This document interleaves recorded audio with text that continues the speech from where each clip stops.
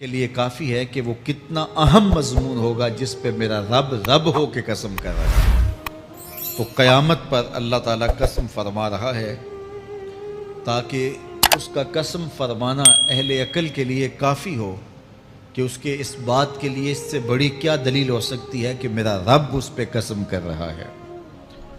اَيَحْسَبُ الْإِنسَانُ أَن لَّن نَّجْمَعَ عِظَامَهُ، اللہ تعالیٰ ارشاد فرماتا ہے کہ کیا آدمی یہ سمجھتا ہے کہ ہم ہرگز اس کی ہڈیاں جمع نہیں فرمائیں گے۔ یہ ایک کافر تھا عدی بن ربیعہ، یہ مراد ہے یہاں انسان سے۔ ایک روایت کے مطابق ابو جہل بن ہشام مراد ہے۔ تو یہ ابو جہل یا عدی بن ربیعہ یہ کہتے تھے کہ کیا ہڈیوں کو دوبارہ جوڑا جائے گا، دوبارہ ان کو جمع کیا جائے گا، یہ نہیں ہو سکتا، قیامت نہیں آ سکتی۔ وہ کہتے تھے یہ جہاں ہے بس ختم ہو جائے گا کام تمام، لہٰذا جو عزت پانی ہے، جو لذت حاصل کرنی ہے، جو عیش و عشرت کرنی ہے، جو کچھ کرنا ہے اسی جہان میں کر لو۔ آج کل بہت سارے لوگوں کا رویہ بھی یہی ہے کہ بس ٹھیک ہے یہ دنیا ہی سب کچھ ہے، آخرت بس ایک اعتقاد کی حد تک ذہن کے کسی گوشے میں ہے، 2 لمحوں کے لیے خیال آیا تو رک گئے، پھر اپنی وہی ڈگر کی زندگی۔ لیکن آخرت جب تیقن کی اس منزل تک پہنچ جائے پھر انسان کے اعمال کے اندر خود بخود جو ہے وہ نظم پیدا ہو جاتا ہے کہ چونکہ میں اللہ کے حضور پیش ہونا ہے اور ایک ایک عمل کا میں نے حساب دینا ہے۔ تو آخرت کے بارے میں یقین کی کمزوری انسان کو جو ہے وہ گناہوں کی دلدل میں پھنسا دیتی ہے۔ اس لیے آخرت کا یقین یہ بہت ضروری ہے تاکہ ہماری زندگی میں نظم پیدا ہو اور ہم اللہ کے حضور جھکنے والے، اس کے شکر گزار بندے، اس کی اتباع کرنے والے بنیں۔ تو اب وہ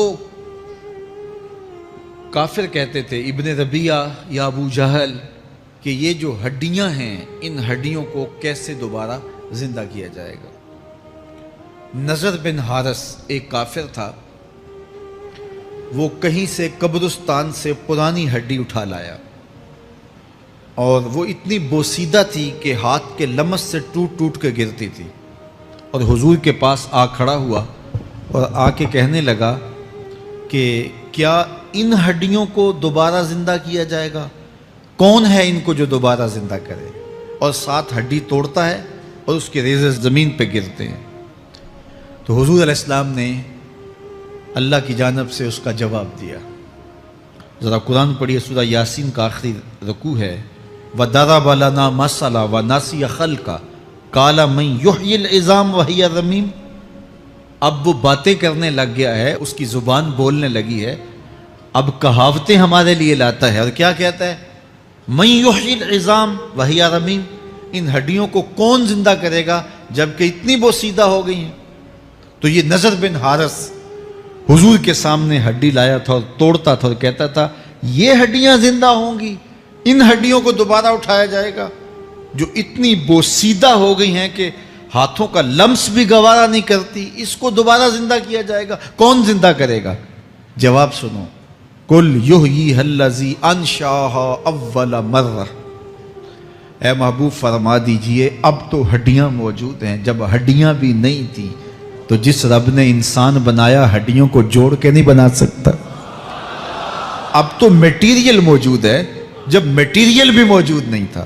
هل أتى على الإنسان حين من الدهر لم يكن شيئا مذكورا، انسان پر وہ وقت بھی آیا ہے جب یہ قابل ذکر چیز ہی نہیں تھا، اس کا نقشہ نہیں تھا، اس کی صورت نہیں تھی، اس کا میٹیریل نہیں تھا، اس کا مادہ نہیں تھا، لیکن جس نے حضرت انسان بنایا، پانی کی بوند سے تخلیق کیا، تو اب کیا وہ ہڈیوں کو جوڑ کر انسان نہیں بنا سکتا؟ تو یہ کفار بات کرتے تھے کہ نہیں نہیں نہیں، اتنی بوسیدہ ہڈیوں کو کیسے زندہ کیا جائے گا، یہ بات سمجھ میں نہیں آتی۔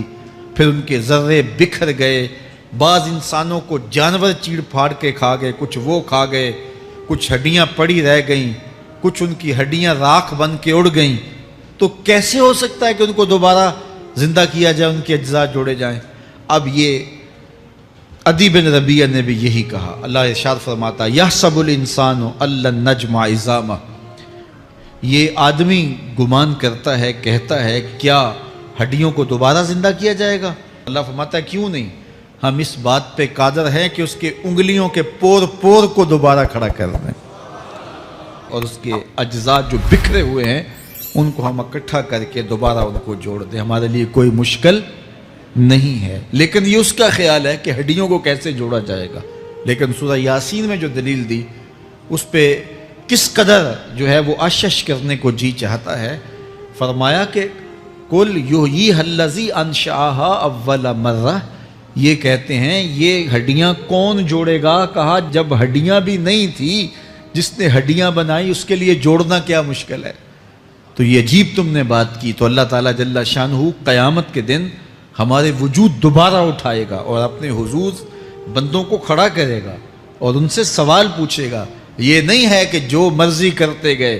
ایک آدمی نے ظلم کیا، جبر کیا، زیادتیاں کی، لوگوں کا حق لوٹا، لوگوں کا مال غصب کیا، عزتیں پامال کی، اور اتنا مؤثر تھا کہ عدالتیں وہ خرید لیتا تھا، کچہریاں وہ خرید لیتا تھا، پولیس وہ خرید لیتا تھا، کوئی سے پوچھنے والا نہیں تھا، اس کی بات چلتی تھی، اس کا فون چلتا تھا، اس کا رکا چلتا تھا، عیش و عشرت کی زندگی گزاری اور مر گیا. ہزاروں کے حق غصب کر کے، ہزاروں کا مال ہڑپ کر کے، لوگوں کی آبروئیں لوٹ کے مر گیا اور قبر میں چلا گیا. بس قصہ ختم. اب نہ وہ اٹھے گا نہ اس سے حساب لیا جائے گا. تو پھر انصاف کہاں گیا؟ ایک عدالت ایسی ہونی چاہیے کہ جس عدالت میں اس کو بھی پکڑا جائے اور ٹکٹکی پہ باندھا جائے کہ دنیا پر تو کسی نے تجھے پکڑا نہیں، آ اس عدالت میں تیرے خلاف سلطانی گواہ بھی موجود ہیں اور تجھے گناہوں کا، جرم کا بدلہ بھی دیا جائے گا، اور منصف جو ہے وہ انصاف کرے اور ان مظلوموں کو کھڑا کیا جائے کہ دنیا پر تو تمہاری داد رسی کسی نے کی، اس دربار میں تمہاری پوری پوری داد رسی کی جائے گی. عقل مانتی ہے کہ ایک ایسا دربار ہونا چاہیے، ایسا احتسابی عمل ہونا چاہیے، ایک ایسی عدالت لگنی چاہیے کہ جس کا کہیں جسے انصاف نہیں ملا اس کو وہاں جا کے انصاف ملے. اور وہ دن قیامت کا دن ہے. اس کا یقین زندگی میں نظم پیدا کر دیتا ہے اور تھر تھر بدن کانپتا ہے کہ آج اگر ہم مؤثر بھی ہو جائیں اور کسی کے سامنے جواب دہ نہ ہوں، لیکن ایک عدالت تو ہے جہاں ہم نے جواب دہ ہونا ہے اور اپنے ایک ایک عمل کا حساب دینا ہے. تو اللہ ارشاد فرماتا ہے کہ اس عدالت کے سامنے تم نے پیش ہونا ہے. تمہارے جوڑ جوڑ کو اللہ تعالیٰ دوبارہ کھڑا کرے گا اور اس کو دوبارہ تخلیق کرے گا اور پیدا کرے گا، اور تم دوبارہ کھڑے ہو جاؤ گے، اس کے حضور پیش ہوگے. بل یرید الانسان لیفجر امامہ، بلکہ آدمی چاہتا ہے کہ اس کی نگاہ کے سامنے بدی کرے. استغفر اللہ. یہ ایک ظالم کافر تھا، وہ حضور کی خدمت میں آیا، کہنے لگا میں نہیں مانتا قیامت آئے گی. حضور نے اس کو دلائل دیے.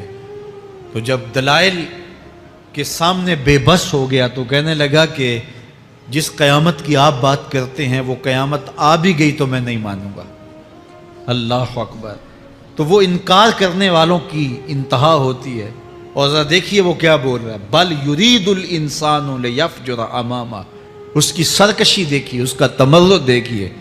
وہ کہتا ہے اچھا اگر قیامت قائم ہوئی تو یہ گناہ، یہ جرم، یہ بدی، یہ بدکاریاں، یہ ظلم جو میں کرتا ہوں، یہ بدکاریاں رب کے سامنے کروں گا. کیسی ڈٹائی ہے. مذاق اڑاتا ہے، تمسخر اڑاتا ہے آخرت کا. کہتا ہے جو بدیوں کا کاروبار میں نے گرم کیا ہے، جو بدکاریاں میری زندگی کا معمول ہیں، جو دادے عیش دیتا ہوں، جو عزتوں کو پامال کرتا ہوں، جو غریبوں کے پنجے توڑتا ہوں، جو لوگوں کا حق غصب کرتا ہوں، جو برائیاں کرتا ہوں، اگر قیامت قائم بھی ہو گئی تو میں یہ سارے جرم رب کے سامنے کروں گا. پھر وہ مجھے پکڑ کے دکھائے. اللہ اکبر. یسأل ایان یوم القیامہ. پھر پوچھتا ہے اچھا قیامت کب آئے گی؟ یہ تمسخر کے طور پہ پوچھتا ہے. لاؤ نہ قیامت، کب آئے گی قیامت؟ میں جرم رب کے سامنے کرنا چاہتا ہوں. اللہ اکبر. اب جواب سنیے. اب لفظوں کا ترجمہ اس زور سے کیا ہی نہیں جا سکتا جس زور کے لفظ ہیں. وہ کہتا ہے قیامت کب آئے گی؟ میں تو یہ جرم رب کے سامنے کرنا چاہتا ہوں. کوئی قیامت نہیں ہے. مذاق اڑاتا ہے. قیامت کب آئے گی؟ آواز آئی فیضا برق البصر وخسف القمر وجمع الشمس والقمر، جب قیامت آئے گی تو آنکھیں چندھیا جائیں گے، چاند بے نور ہو جائے گا، سورج اور چاند اکٹھے ہو جائیں گے۔ یقول الانسان یومئذ این المفر، آج جو کہتا ہے کہاں ہے قیامت، اس دن بھاگتا پھرے گا، کوئی پناہ گاہ ہو بتاؤ، کوئی ہے ٹھکانہ چھپنے کا، کوئی پناہ گاہ ہے؟ کلا لا وزر، آواز آئے گی کوئی ٹھکانہ نہیں ہے، آج کوئی ٹھکانہ نہیں ہے۔ الی ربک یومئذ المستقر، اگر ٹھکانہ ہے تو صرف رب کے پاس ہے، انہیں ٹھکانہ ملے گا جو رب کے بندے ہیں اور اس کی دہلیز پہ آنے والے ہیں۔ یُنَبَّأُ الْإِنسَانُ یومئذ بما قدم وأخر، اللہ تعالیٰ اس دن بتا دے گا جو آگے بھیجا اور وہ بھی بتا دے گا جو پیچھے چھوڑا، ایک ایک چیز تشت ازبام ہو جائے گی۔ یوم تبلی السرائر فما لہ من قوت ولا ناصر، اللہ فرماتا ہے سارے راز کھل جائیں گے، جو بند کمروں میں جرم کیے داد عیش دیتا رہا وہ بھی کھل جائیں گے، اور پھر کوئی طاقت نہیں ہوگی، کوئی زور نہیں ہوگا، کوئی زر نہیں ہوگا جو اس کو بے نقاب ہونے سے بچا سکے۔ اے داور حشر میرا نامہ اعمال نہ پوچھ، اس میں کئی پردہ نشینوں کے بھی نام آتے ہیں، تو وہ کتنا سخت دن ہوگا۔ ارشاد فرمایا جائے گا کہ جو آگے بھیجا، جو پیچھے چھوڑا، جو جرم کرتا رہا، جو نیکیاں کی، جو برائیاں کی، سب کچھ تشت ازبام ہو جائے گا۔ بل الانسان علی نفسہ بصیرہ، بلکہ آدمی خود اپنے حال پر اچھی طرح خود آگاہ ہے۔ ہم اسے نامہ اعمال کے دفتر دیں گے جہاں سب کچھ لکھا ہوگا۔ قرآن بتاتا جب نامہ اعمال سامنے آئے گا تو وہ بے ساختہ پکار اٹھے گا، ما لہذا الکتاب لا یغادر صغیرۃ ولا کبیرۃ الا احصاها، ہائے اس کتاب کو کیا ہوا، اس نے چھوٹی بڑی کوئی بات نہیں چھوڑی، سب کچھ لکھ دیا۔ نامہ اعمال سامنے ہوگے، زمین بولے گی، ہاتھ پاؤں بولیں گے، فرشتے بولیں گے، کرامن کاتبین بتائیں گے یہ کیا کیا جرم کرتا رہا، کیا کیا گناہ کرتا رہا۔ تو اس دن ہر شے سامنے آ جائے گی، تو یہ تو ثبوت ہوں گے ہی ہوں گے، لیکن اللہ فرماتا ہے ثبوت تو اپنی جگہ، لیکن بل الانسان علی نفسہ بصیرہ، کیا انسان کو خود نہیں پتا کہ وہ کہاں کھڑا ہے؟ اس کو اپنے جرائم کی فہرست خود یاد ہے، اس کے ضمیر پہ خود اس کا بوجھ موجود ہے، اسے یہ نامہ اعمال نہ بتاتے، فرشتے نہ بتاتے، پھر بھی اسے پتا تھا کہ میں کیا ہوں اور کہاں میں نے جرم کیا ہے۔ وَلَوْ أَلْقَى مَعَاذِيرَهُ، اللہ اکبر، اگر اس کے پاس جتنے بہانے ہوں سب لا ڈالے، جب بھی کوئی اس کا بہانہ نہیں سنا جائے گا۔ قیامت کا دن ہوگا، دنیا کے اوپر تو بہانوں سے انسان بچ نکلتا ہے، کوئی جھوٹ بول لیا، کوئی جھوٹا گواہ پیش کر دیا، کوئی مکر کر لیا، کوئی رشوت چل گئی، کوئی سفارش کام آ گئی، کوئی بہانہ تراش لیا، بات کو توڑ موڑ کے پیش کر لیا۔ لیکن قیامت کا جب دن ہوگا تو کوئی نہ جھوٹا گواہ چلے گا، نہ رب کی پولیس رشوت لیتی ہے، نہ وہاں انصاف کے خلاف کوئی کام ہوگا، اور نہ ہی کوئی بہانہ چل سکے گا۔ اللہ اکبر۔ دوسری بات مفسرین نے یہ بھی لکھی کہ بعض اوقات یہ ہوتا ہے کہ انسان اپنے گناہ پر، اپنے جرم پر کوئی بہانہ تلاش کر کے لوگوں کو مطمئن کر لیتا ہے۔ جو اس نے جرم کیا، کسی سے زیادتی کی، کسی کا حق غصب کیا، تو لوگوں نے ملامت کی تو وہ کوئی بہانہ تلاشتا ہے اور لوگوں کو مطمئن کر لیتا ہے۔ بعض اوقات لاجواب کر دیتا ہے، بعض اوقات مطمئن بھی کر لیتا ہے۔ وہ لوگوں کو تو مطمئن کر لیتا ہے لیکن وہ خود مطمئن نہیں ہو سکتا۔ جس نے جرم کیا ہوتا ہے، جرم اس کو اندر سے ڈستا رہتا ہے، اس کا ضمیر اس کو ٹھوکریں مارتا رہتا ہے، اندر کی بے چینی اسے تنگ کرتی رہتی ہے، اگرچہ وہ دلائل سے، مکر و فریب سے، باتوں کو توڑ موڑ کے عذر کر لیتا ہے، کوئی بہانہ بنا لیتا ہے، لیکن اس کے باوجود اس کے اندر کوئی چین، اندر کوئی اطمینان نہیں ہوتا۔ اللہ اکبر۔ تو مجرم بے چین رہتا ہے۔ آج ہماری بے چینیوں کا ایک سبب ہمارا مالک کی دہلیز سے منہ موڑنا اور بہت سارے دیدہ نادیدہ گناہوں کا ارتکاب کرنا ہے۔ جب ہم سے سستیاں ہو جاتی ہیں، کوتاہیاں ہو جاتی ہیں، تو وہ گناہ ہمارا پیچھا نہیں چھوڑتے اور ہمیں بے چین اور مضطرب رکھتے ہیں۔ تو بعض اوقات جو ہے وہ ہم کہتے ہیں کہ پتہ نہیں بے چینی کیا ہے۔ بے چینی گناہوں کی ہے۔ گناہ طبیعت میں بے چینی پیدا کر دیتا ہے، سکون نہیں آنے دیتا۔ اطمینان کی دولت چھن جاتی ہے جب کوئی شخص گناہ کرتا ہے، اور یہ لازمی نہیں ہے کہ وہ کسی کا حق غصب کرے، اس نے کسی کی عزت ہی پامال کی ہو، اس نے کسی کی آبرو پہ حملہ کیا ہو۔ اگر نماز چھوڑی ہے تو بے چینی یہ بھی کم نہیں ہے، یہ رب کی نافرمانی ہے۔ اگر اس کی نظر بھٹکی ہے تو یہ بھی کم بے چینی نہیں دیتی۔ اگر اس کا خیال بہکا ہے، اس نے زبان سے کسی کو دکھ دیا ہے، اس نے کسی کے لیے سب و شتم کا انداز اختیار کیا ہے، گالی گلوچ کا رنگ اختیار کیا ہے، تو پھر کیا ہوا کہ یہ بے چینی اندر کو توڑتی رہتی ہے۔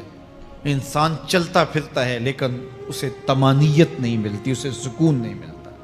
سکون کب ملے گا؟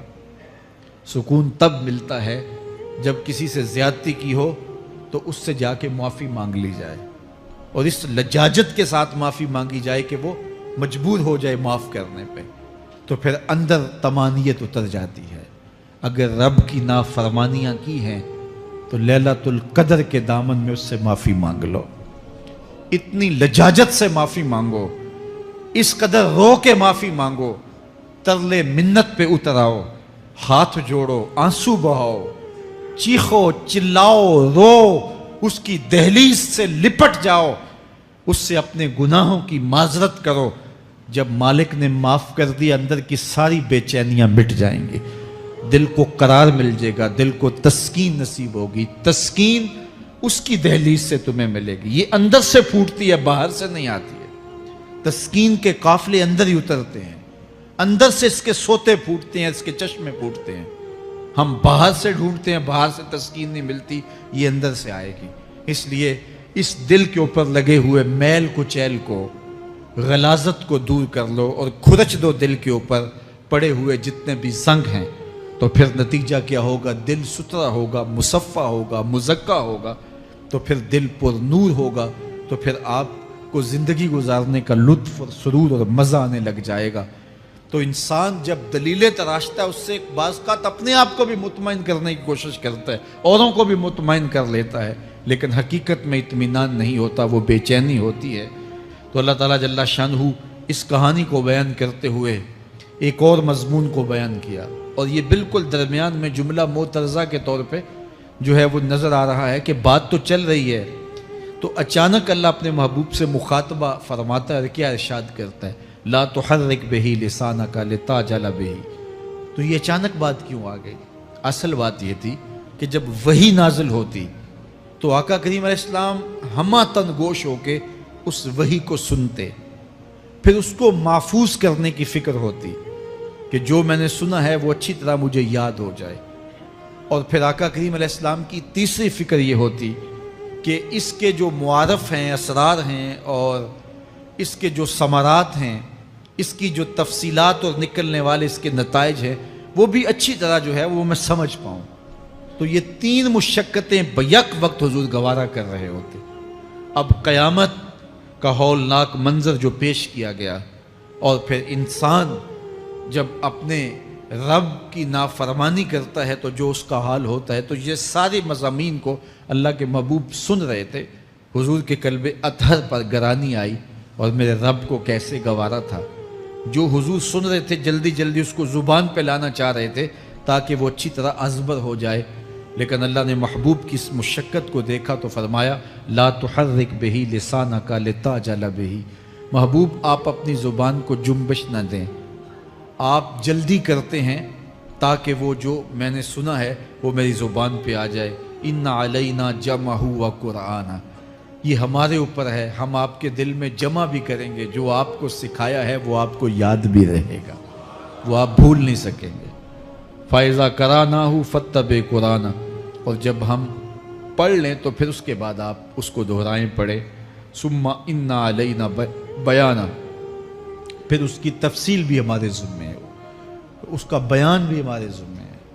اس سے وہ لوگ جو حجیت حدیث کا انکار کرتے ہیں اور پھر وہ کہتے ہیں کہ نہیں بس قرآن مجید کی آیات ہی ہیں، اس کے علاوہ اور کچھ نہیں ہے، وہ من اللہ نہیں ہے، تو یہاں غور کرنا ہے۔ ثم ان علینا بیانہ فرمایا گیا، پھر ہمارے اوپر ہے اس کا بیان جو آپ کو ہم القاء کریں۔ اور آقا کریم نے فرمایا، سنن نسائی کی روایت ہے، انما اوتیت القرآن ومثلہ معہ، مجھے قرآن دیا گیا اور قرآن جتنے اور علوم بھی میرے سینے میں رکھے گئے۔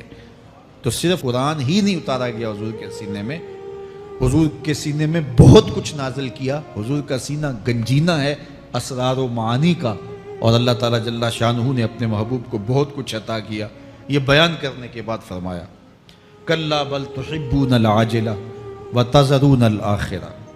اللہ اکبر، کوئی نہیں بلکہ یہ جو تم لوگ ہو اے کافرو، تم اس چیز کو پسند کرتے ہو جو بالکل نقد ہے، جو جلد ملنے والی ہے۔ دنیا کا سودا نقد ہے، دنیا کے نفع نقد ہیں، دنیا کی لذات نقد ہیں۔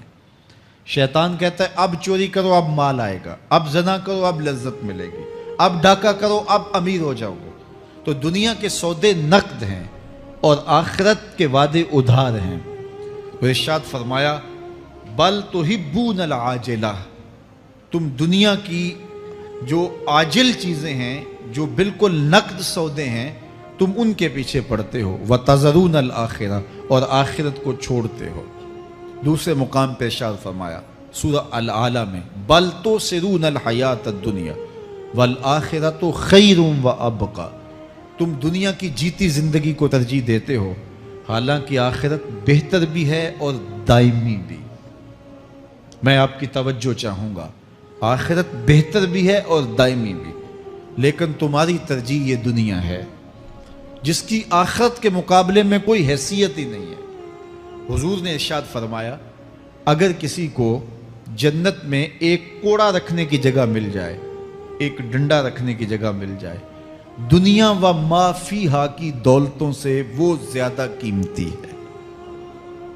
7 براعظموں پہ پھیلی ہوئی کائنات، سمندروں کی تہوں میں قیمتی موتی، پہاڑوں کے دامن میں قیمتی معدنیات، مالیاتی اداروں کے پاس سرمائے، لوگوں کے پاس دولت کے انبار، یہ سارے اکٹھے کر لیے جائیں اور ان کی قیمت لگائی جائے، اور جنت میں ایک ڈنڈا رکھنے کی جگہ، ایک عصا رکھنے کی جگہ، ایک کوڑا رکھنے کی جگہ، وہ جگہ پھر بھی زیادہ قیمتی ہے۔ پراپرٹی ویلیو ہوتی ہے نا، وہ کہتے ہیں کہ دور دراز دیہات سے 10 ایکڑ فروخت کریں تو یہاں ہمارے بائی پاس پہ اگر لیں تو 1 کنال جگہ آئے گی، 10 ایکڑ فروخت کر کے یہاں 1 کنال ملے گی۔ اور اگر آپ مزید اس کو فروخت کر کے مزید جو ہے وہ کسی مہنگے علاقے میں چلے جائیں تو ہو سکتا ہے 2 مرلے اس 10 ایکڑ کے مقابلے میں آئیں۔ تو اس طرح مختلف جگہوں کی پراپرٹی ویلیو ہوتی ہے۔ اللہ کے محبوب جنت کی پراپرٹی ویلیو بتا رہے ہیں۔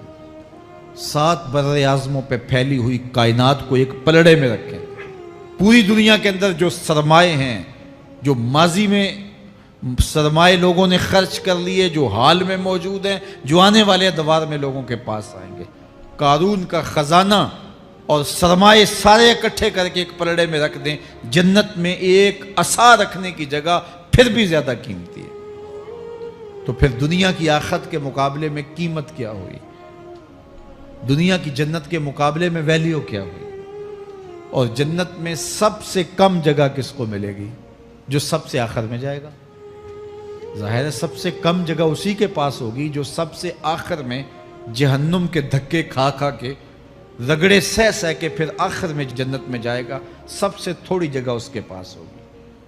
حدیث پاک میں آتا ہے، بخاری میں آتا ہے، حضور نے ارشاد فرمایا کہ جب جہنم سے آخری جہنمی نکالا جائے گا تو اللہ تعالیٰ اسے پوچھے گا، بتا تیری کوئی آرزو؟ تو وہ کہے گا، مالک یہ آرزو ہے، یہ آرزو ہے، مختلف آرزوؤں بتائے گا۔ اللہ فرمائے گا، لکا ما تمنیتا، جو تو نے آرزو کی جا جا تجھے میں نے عطا کر دی، اب جنت میں چلا جا۔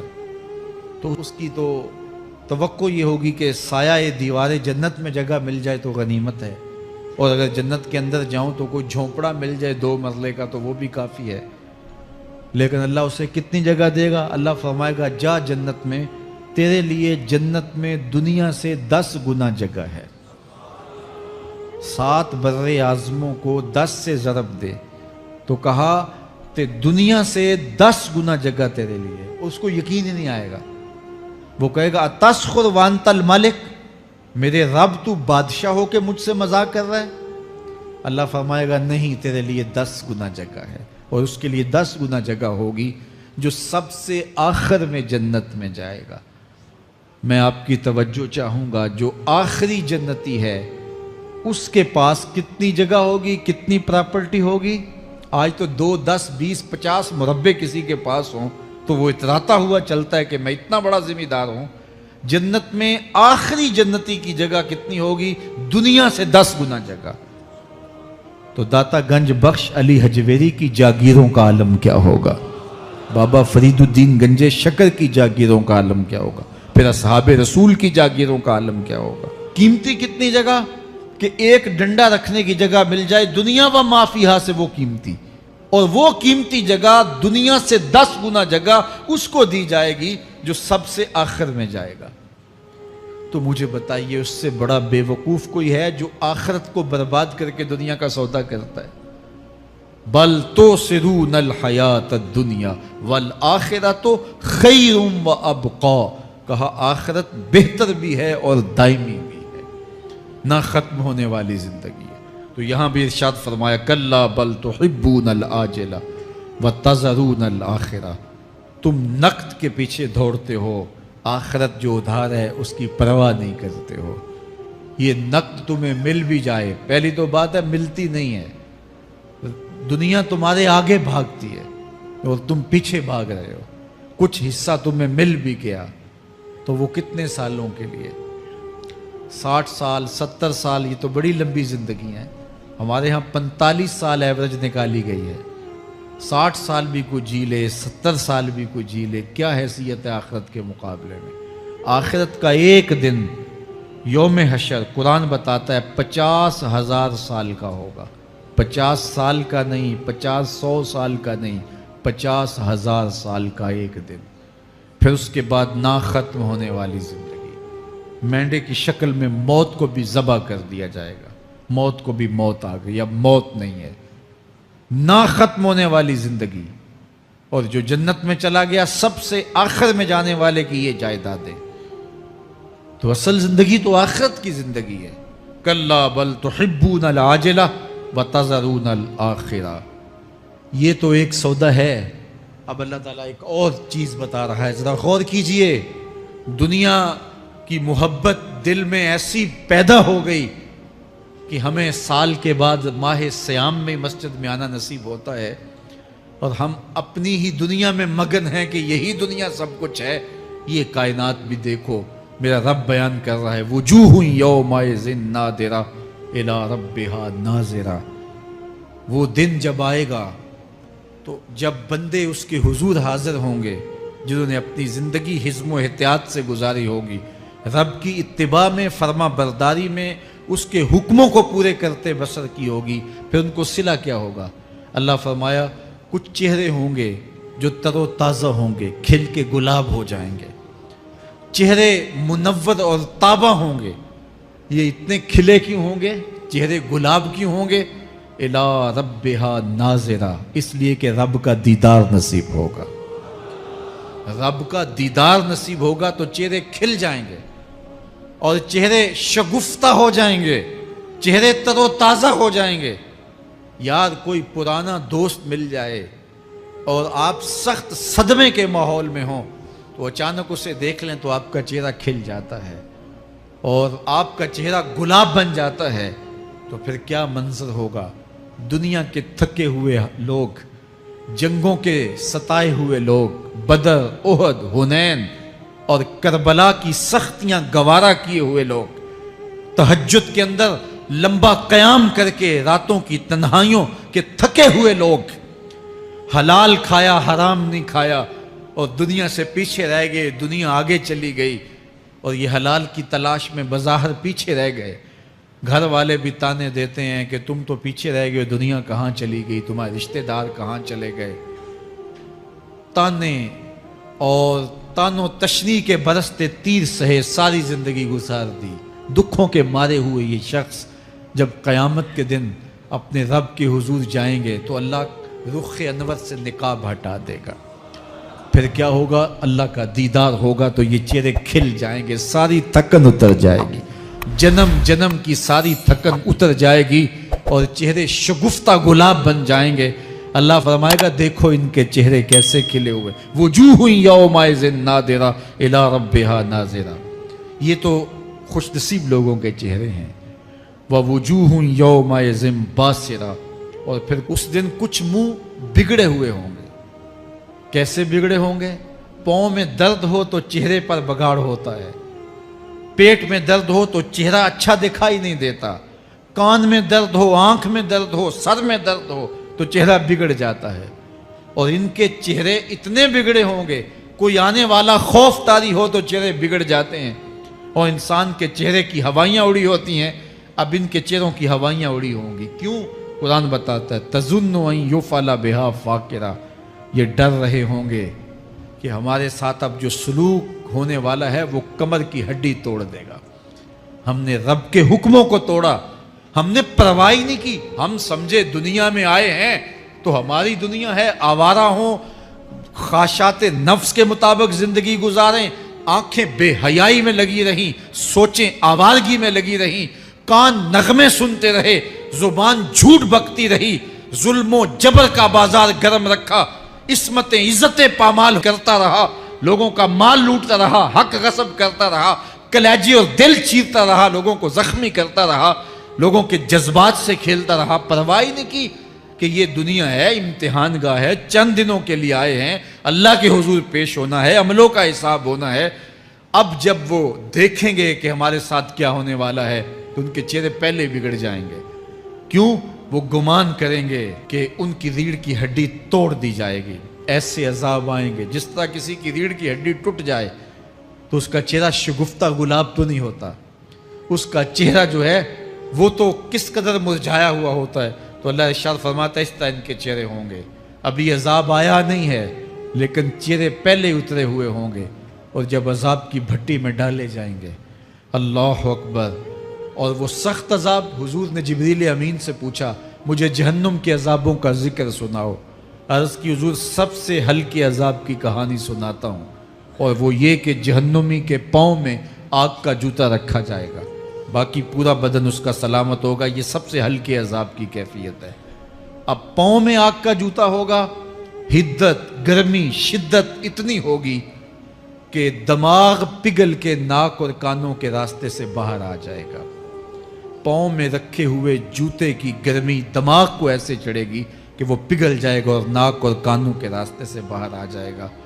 تو اللہ کے عذاب کے خوف سے چہرے بگڑ جائیں گے، حالت سلامت نہیں رہے گی۔ یہ بات ذہن میں رکھیں کہ اللہ جس کو جہنم میں ڈالے گا اس کو اس صورت میں نہیں ڈالے گا، یہ محمدی صورت ہے، یہ شکل اس کی چھین لی جائے گی اور اس کی شکل بڑی کر دی جائے گی، اس کا ایک ایک دانت احد پہاڑ جتنا ہوگا۔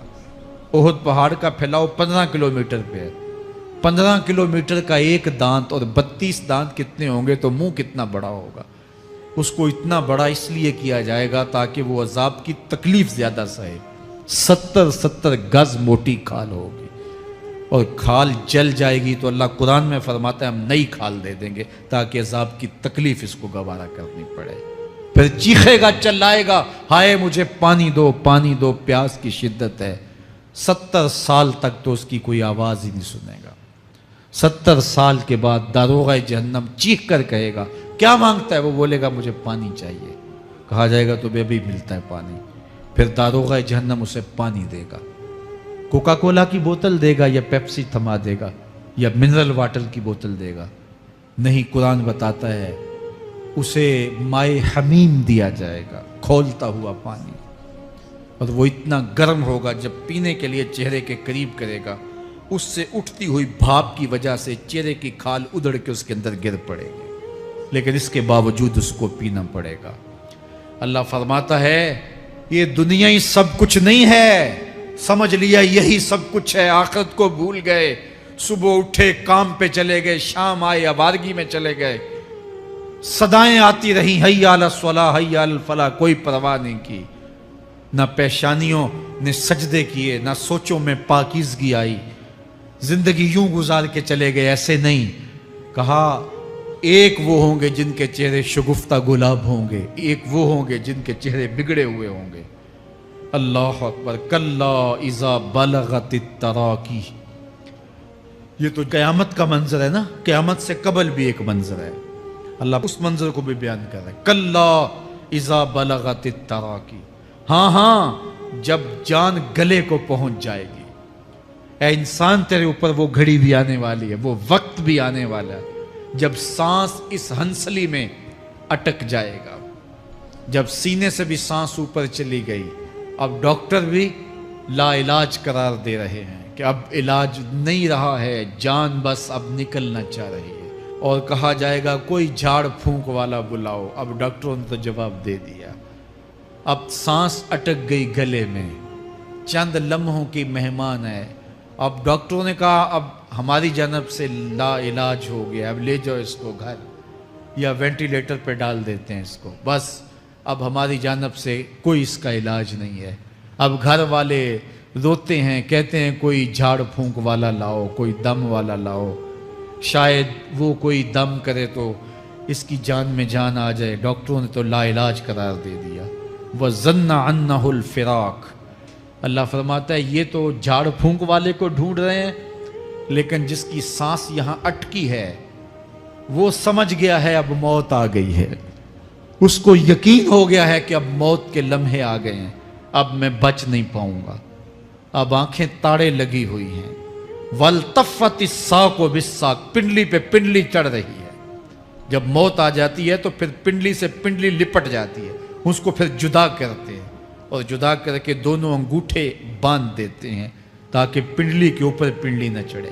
اللہ وہ منظر بیان کرتا ہے، صاحب یہ وقت آنے والا ہے جب دونوں انگوٹھے باندھ دیے جائیں گے، جب ناک میں روئی ٹھونس دی جائے گی، جب چٹے لباس میں کفن دیا جائے گا، جب غسال کے سامنے بے بس پڑے ہوں گے، وہ چاہے یہ بازو اٹھائے چاہے یہ بازو اٹھائے، گرم پانی ڈالے یا سرد پانی ڈالے، جب بس پڑے ہوئے ہوں گے جو ہے وہ غسل دینے والوں کے، اور ناک میں روئی ہوگی اور دونوں انگوٹھے آپس میں بندھے ہوں گے، یہ محل، یہ ماڑی، یہ کوٹھیاں، یہ بنگلے جس کو سویر شام لگ کے حلال حرام کی تمیز کیے بغیر بنایا تھا، غوث اعظم رضی اللہ تعالیٰ عنہ بولے مکان بنا رہا ہے، بسیں گے اور حساب تو جا کے دے گا، اور یہ تو ایک رات بھی تجھے اس گھر کے اندر نہیں رکھیں گے کہ چلو ایک رات مہمان رکھ لیں، کہتے ہیں نہیں نہیں مہمانوں نے بھی جانا ہے تو جلدی کرو، اس کو سپرد کراؤ، وہ تو تیرا لباس بھی پھاڑ کے اتاریں گے، خود غسل دینے کے لیے تیار بھی نہیں ہے،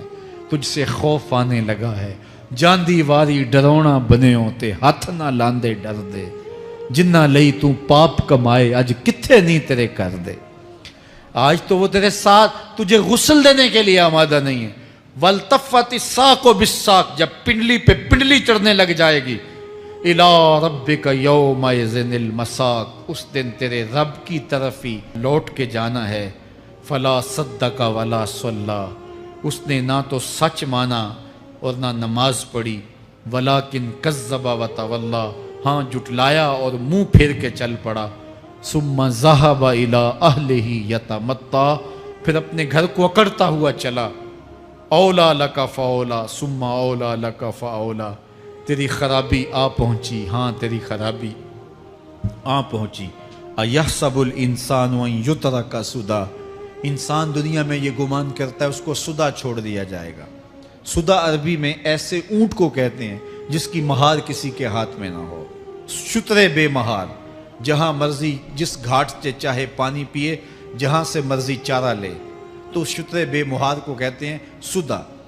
تو یہ انسان بھی گمان کرتا ہے کہ میں بھی سدا ہوں، مجھے کوئی کیوں پوچھے، میرے جذبات پہ کوئی کیوں قدغن لگائے، مجھے کیوں روکے کوئی، بالخصوص جوانی کے ایام کے اندر جوان کو بڑا ہوتا ہے کہ کوئی مجھے کیوں، وہ تو ماں باپ کے کہنے میں بھی نہیں آنا چاہتا، وہ کہتا ہے کیوں مجھے روکتے ہیں، میری جوانی ہے، میرے جذبات ہیں، مجھے آزادی سے جینے دو، کیوں میرے راستے میں رکاوٹ بنتے ہو، میں سدا ہوں۔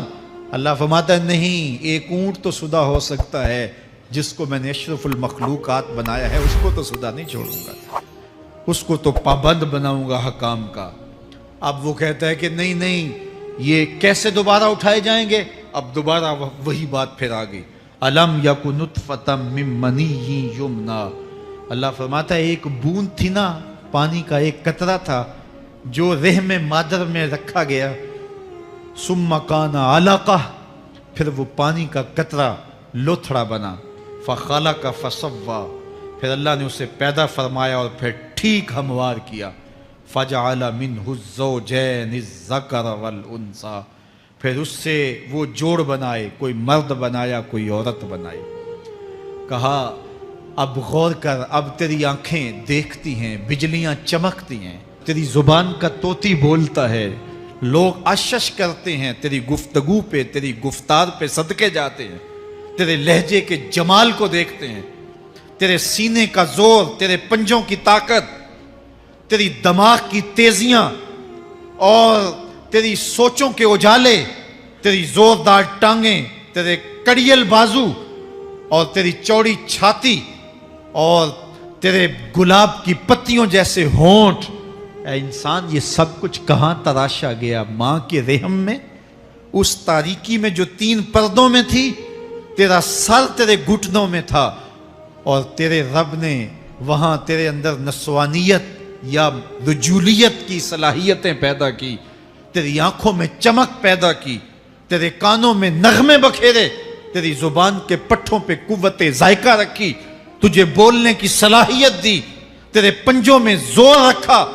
آج تو مفتی شہر ہے، آج تو علامۃ الدہر ہے، آج تو قاضی القضات ہے، آج تو منسٹر ہے، آج تو وزیر اعظم ہے، آج تو پہلوان ہے، آج تو شہزادہ ہے، آج تو بادشاہ ہے، آج تو زوراور ہے، آج تیری طاقت کے کیا کہنے، آج شیروں کو تو نچا لیتا ہے، ہاتھیوں کو تو بٹھا لیتا ہے، آج تو بڑا زوراور گھڑ سوار ہے، آج تیری طاقت کے کیا کہنے، تو کشتی کرتا ہے، زمانہ دیکھنے آتا ہے، آج تیری طاقت کے شوہرے ہیں، تیری عظمت کے تنتنے ہیں، لیکن انسان تو ایک ناپاک قطرہ تھا اور رحم مادر میں تھا، تیرے اندر یہ رنگ کس نے بھرے، تیرے کانوں میں نغمے کس نے رکھے، تجھے دماغ کی قوتیں کس نے دی، زبان کو بولنا کس نے سکھایا، آنکھوں میں توانائیاں کس نے رکھی، تیری زبان کا طوطی بولتا ہے، یہ سلیقے کس نے دیے؟ پھر اللہ فرمایا، کتنا زوردار بیان ہے، الیس ذالک بقادر علی ان یحیی الموتى، جو ماں کے پیٹ میں ایک نطفے کو ایک خوبصورت انسان بنا سکتا ہے، ہڈیوں کو جوڑ کے دوبارہ انسان نہیں بنا سکتا؟ کیا وہ دوبارہ تجھے کھڑا نہیں کر سکتا اپنے سامنے پیش ہونے کے لیے، جس کے حکموں کو تو نے توڑا ہے، جس کے فرامین کا تو نے مذاق اڑایا ہے؟ کیا وہ اتنا ہی بے بس ہے کہ اپنے حضور تجھے جو ہے وہ کھڑا ہی نہیں کر سکتا ہے؟ جس رب نے تجھے ماں کے شکم میں شکل دی، حضرت شیخ فرید الدین عطار بولتے ہیں، سانے کزتی سلاتی می شود، ایسا کاریگر ہے مٹی سے بادشاہ بنا ڈالتا ہے، اس نے مٹی سے دارا و سکندر بنائے، اس نے مٹی سے جو ہے وہ رستم و سہراب بنائے، اس نے مٹی سے کیا کیا بنا دیا، جو مٹی سے بادشاہ بنا سکتا ہے، جو نطفہ رحم مادر سے جو ہے وہ شکل اور صورت اور رنگ اور جمال بنا دیتا ہے۔ تیری صورت نکھرتی ہے، تیرے ہونٹ گلابی ہیں اور تیری نرگسی آنکھیں ہیں، تیرے ریشمی بال ہیں اور تیری خوبصورت رنگت ہے، تو چال چلتا ہے تو لگتا ہے قیامت چل رہی ہے، تیرا قد رانا جو ہے وہ صنوبر کو شرماتا ہے، تیری گفتار کے تنتنے ہیں۔ جس نے اتنی خوبصورت شکل ماں کے رحم میں بنائی، کیا وہ ہڈیوں کو جوڑ کے دوبارہ انسان نہیں بنا سکتا؟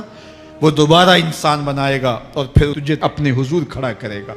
اور ایک حدیث میں آتا ہے، اللہ بندے کو اپنے حضور کھڑا کرنے کے بعد اپنے سامنے سے ہٹنے نہیں دے گا جب تک 5 سوال نہیں پوچھ لے گا۔